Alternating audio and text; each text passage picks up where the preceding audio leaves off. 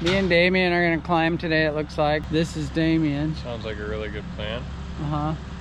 So here's the thing. We got two trees, a little one and a big one, but I feel like I cannot cheese out and take the little one and then appoint you. So we have to leave it up to chance. Chance. What do you mean by that? So we'll call this one 5 and we'll call the other one 3.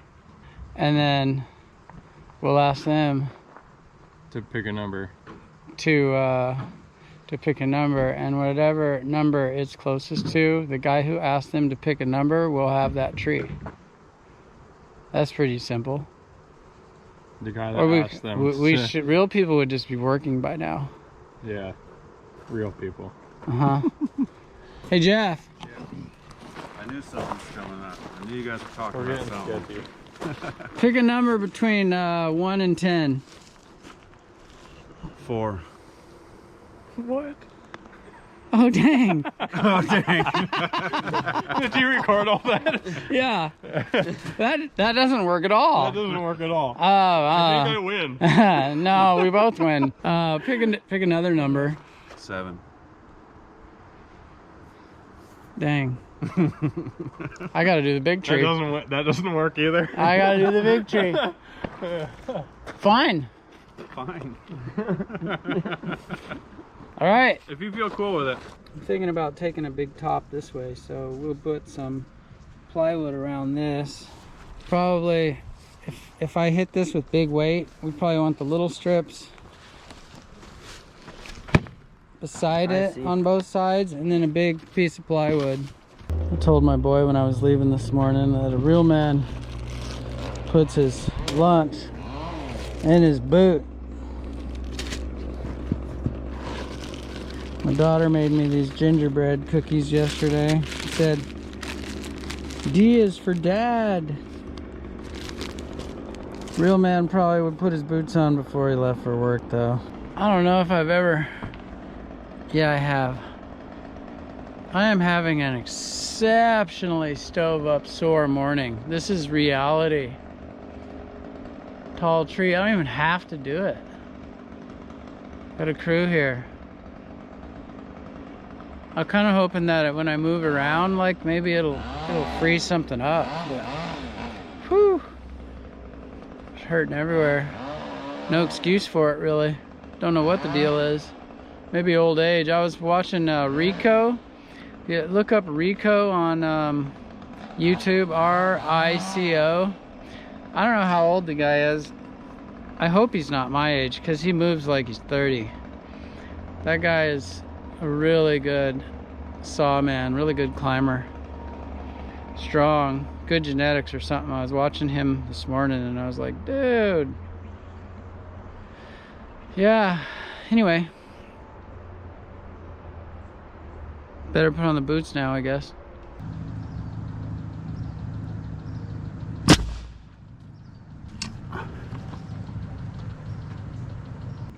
Off the ground on both ends. So, pretty tall tree. So, ladies and gentlemen, August Hunneke of old would have just ran up that and not fussed with this stuff. But I'm kind of thankful that I, even feeling feeble, I can, like, there's another way. So I'll go up there and I'll be semi-comfy in my current state of disrepair. So my rope is 20 feet off the ground, 22 feet off the ground on both sides, and it's a 200-foot rope and it's nowhere near the top where it goes over. So this is a tall tree for sure.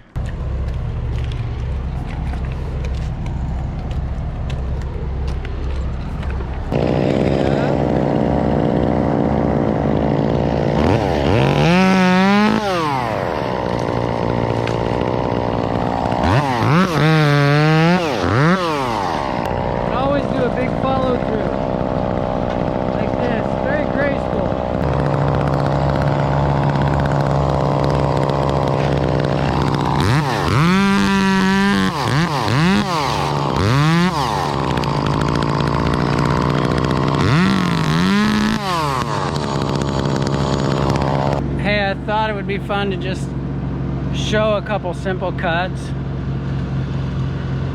So this tree, we could speed line it, we could crane it if it weren't so tall.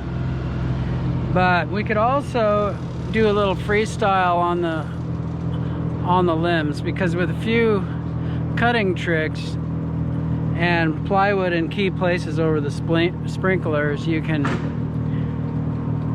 manipulate the pieces even if they overhang the dogwood down there or something. You can manipulate them and get them in where you want them with no ropes and save some time. So I'll just show a few cuts as they occur to me, limb by limb, if I think something is interesting. This first one is just the classic peel. So we'll peel it down. So if I start here, just with no face cut, and I cut here, and I kind of cut into the collar here a little bit, it'll peel down, and it'll peel down kind of this way, not straight down. If I come straight like this, then it'll peel straight down. If I were to come in here, it would peel out towards me. If I come in here, it should peel that way a little. Sometimes you can just run with it as it's peeling and cut it off as it gets away from the dogwood. Super basic, so let's just do it real quick.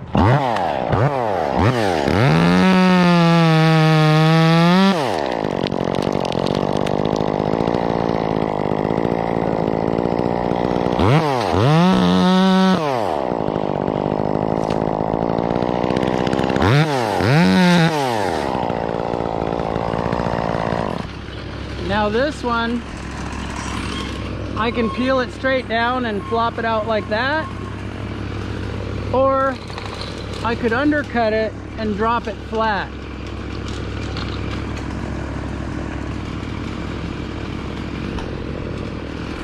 I think I'll just peel it down and kick the butt out. I'll show you in a second.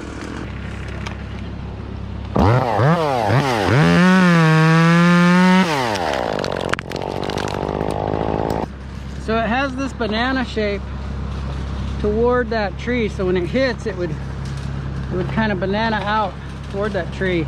So I'll give it a little kick with my spur as it's coming off.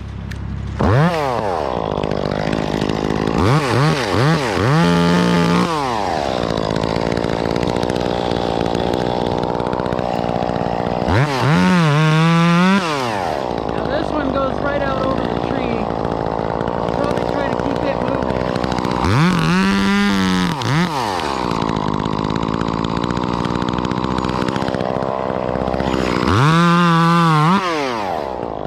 So on that one, I did not cut into the collar as much, and so it was more brittle, and I was able to plan that out so that I wanted it to come off at the end of the cut when it would be here.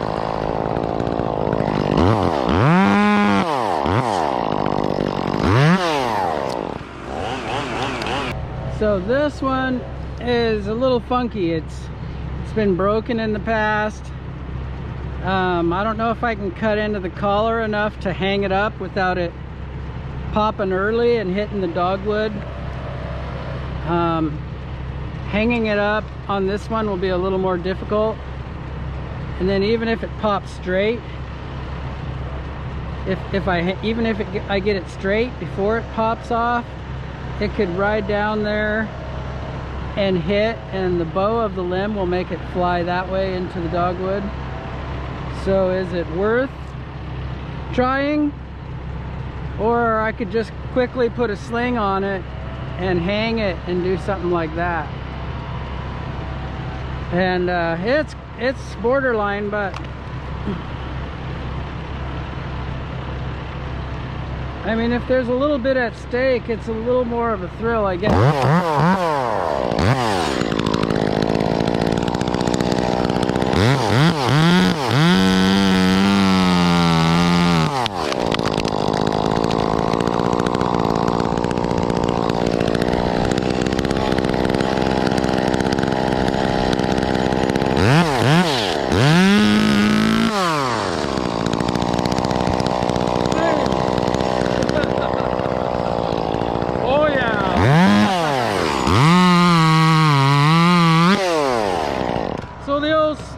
spur kick as it comes off is pretty handy. Huh?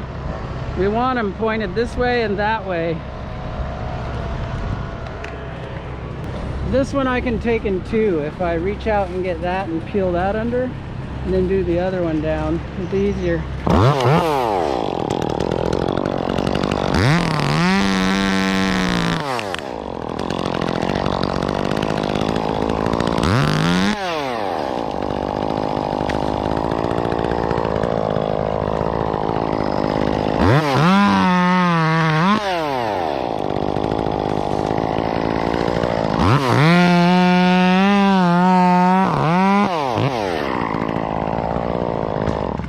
So I cut it in 3 pieces. That's a pain for them, but it's on the ground and there was no rope rigging at all. So here we are again, dogwood under me. Okay, if you cut out here into the more brittle, a fir limb will let go. It'll let go partway through the cut. A pine limb often, if it's perpendicular like this, a pine limb often will not, even if you're outside of the collar. You can hinge a pine limb down. Fir is more brittle. So with this one, I'll cut into the collar a little bit, into the log a little bit, in order to hang this up.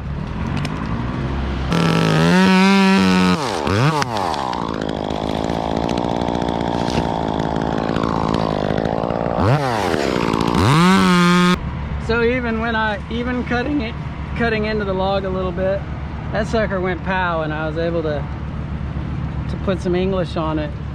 They're not as reliable to hang up, fir tree. Not as reliable.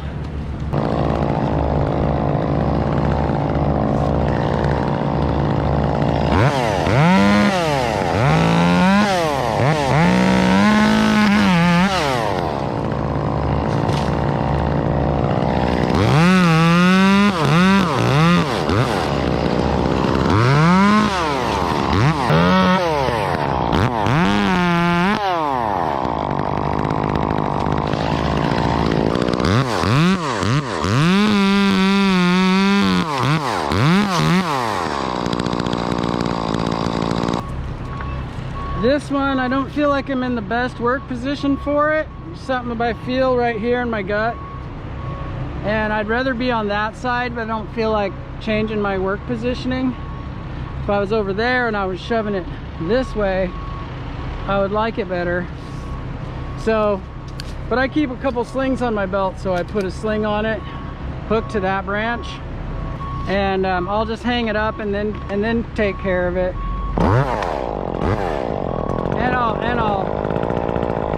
I'll do it as though I was going to hinge it out there, and we'll see if it would have worked.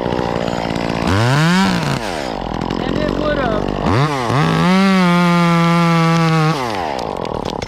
See, it would have. It would have worked, but still, I wasn't sure.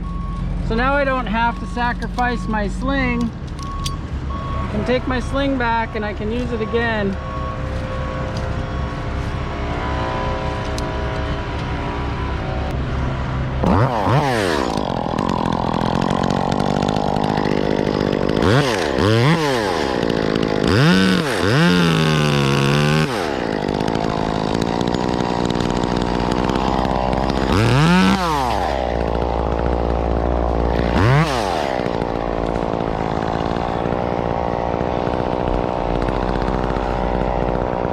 This one too, to me, just seems a little husky to be playing with right there.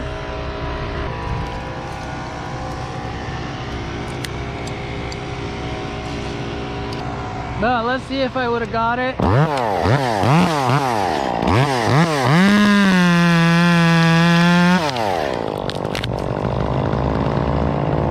might have been okay. Watch for a sling on this one, Jeff.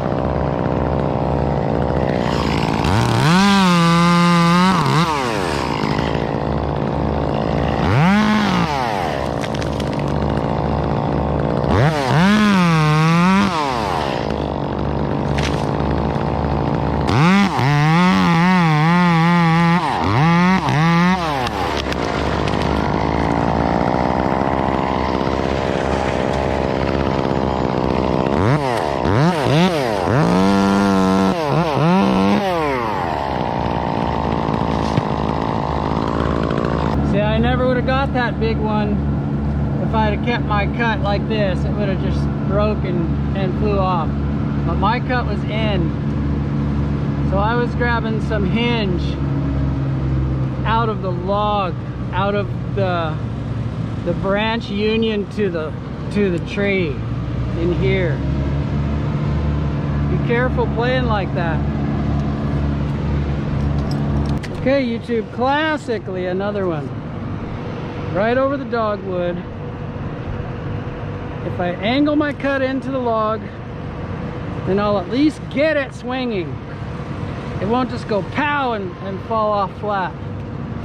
But hopefully I can hang it and then kick it, because then you're not doing these cuts on the fly as much.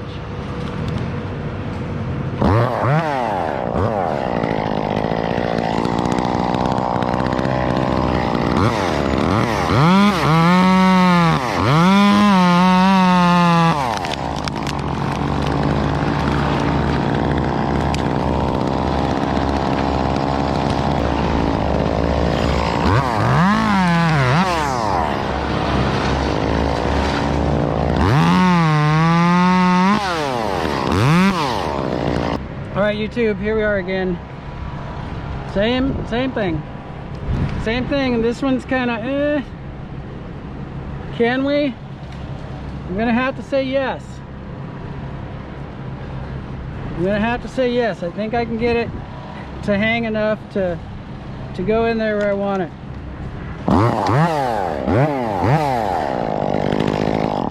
I'll cut off some of this so that as I have to deal with it spontaneously, I don't get stabbed by them.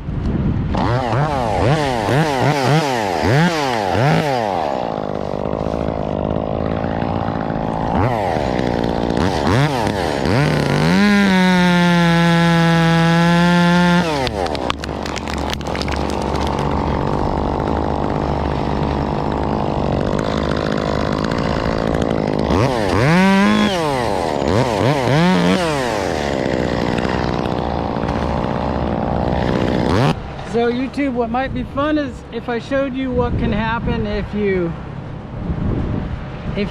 hang it on too long and cut it off at the end of its travel. It'll fly pretty far the opposite way that it started.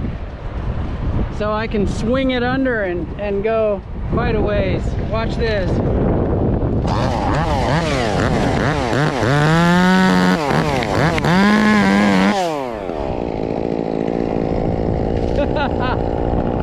See?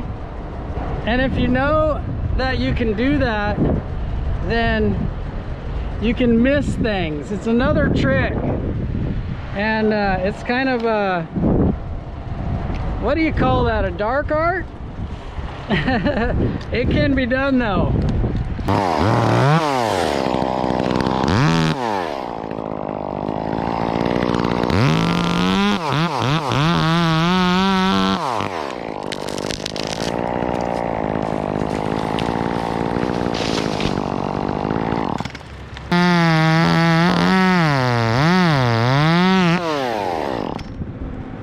Everybody clear?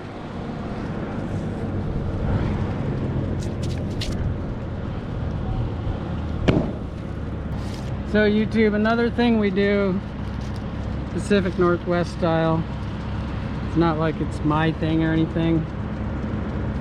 It's considered dark and scary by Easterners, some of them anyway, definitely Europeans. But we make our cuts, we save fuel by making one pass rather than snap cutting, because then you cut twice, you have to take the saw out halfway through and put it in again. You end up cutting more wood because you have to bypass your cuts, and then you snap it off. We make one pass, we kind of rock the piece a little to get our saw out sometimes, and then we go for the flatness. The flatness I'm going to go for here is the kind you get by when it starts to go, you shove the bottom so that the bottom keeps up with the rotation that you started by tipping it. Okay, watch.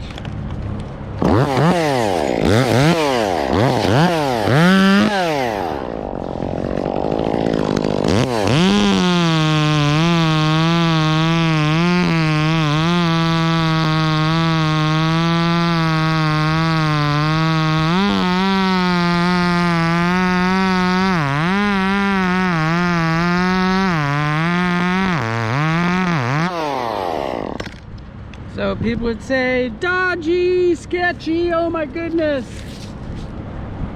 And because of that, I'm not teaching this. I'm showing you for historical purposes. At this time in history, Pacific Northwesterners would cut like this before the world changed and everybody got micromanaged to oblivion. They were able to get their flatness quick if they didn't talk too much. Ah! I got myself worked up and I shoved the butt so hard it passed the rotation just a little. By the way, YouTube, I've been working out, so that's, you know, do you even lift? Do you even shove, bro? Ooh, dude, that's a t-shirt. Do you even shove, bro? Oh, I like that. I think I'll take one more. And then we'll crane these out gentle or something like that.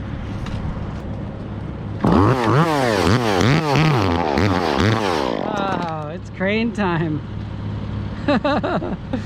Okay.